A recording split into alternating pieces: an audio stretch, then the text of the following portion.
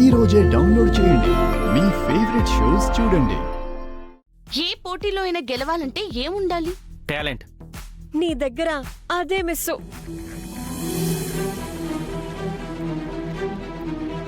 Talent ఉండని లేకపోని మనం గెలవాలి అని ట్రై చేయడం తప్పు కాదు.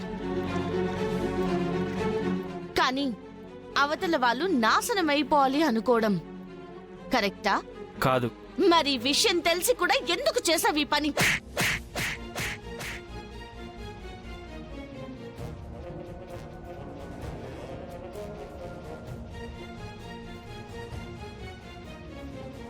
పల్లవి, తన్నెందుకు కొడుతున్నావు? నేను కాబట్టి కొట్టొదిలేశాను.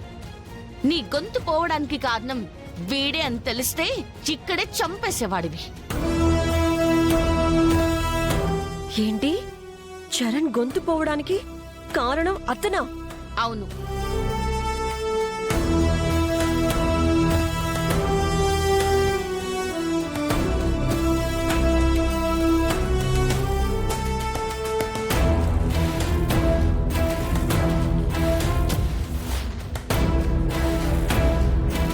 నీ చేతికున్న ఈ పౌడర్ గుర్తులే చరణ్ తాగిన కూల్ డ్రింక్ గ్లాస్ మీద కూడా ఉన్నాయి. నేను రాగానే అబ్జర్వ్ చేశాను. అప్పుడే డౌట్ వచ్చింది, చరణ్ తాగిన కూల్ డ్రింక్ లో ఎవరో ఏదో కలిపారని. నీ చేతిని చూసిన తర్వాత అది కన్ఫర్మ్ అయింది. నీకప్పుడే సెటిల్మెంట్ చేసేదాన్ని, కానీ ఆడిషన్స్ ఉన్నాయి కదా అని చిన్న గ్యాప్ ఇచ్చాను. చూడండి, మీరు మ్యూజిక్ ప్లే చేస్తున్నారు, ఎదగాలని తాపత్రయపడుతున్నారు. అదేం తప్పు కాదు. అలాగని టాలెంట్ ఒకరి సొత్తు కాదు. ఈరోజు చరణ్ గెలుచుండొచ్చు, ఇంకో రోజు మీరు గెలుస్తారు. గెలవాలని తపనతో ప్రయత్నం చేస్తే ఈరోజు కాకపోయినా గెలుపు రేపైనా వస్తుంది. కానీ ఇలాంటి పనులు చేస్తే మీ కెరియర్లు నాశనం అవుతాయి. ఇంకెప్పుడు ఇలాంటి పిచ్చి పనులు చేయకండి.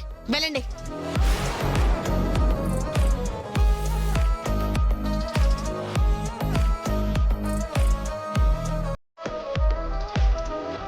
పల్లవి, నువ్వు నిజంగా వీడి కోసమే పుట్టావు అనుకుంటా.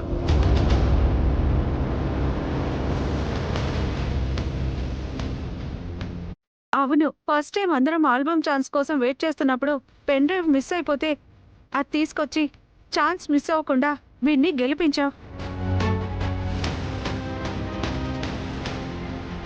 పాట పాడే సమయానికి గొంతు ఓపెన్ అయ్యేలా చేసి గెలిచేలా చేసావు.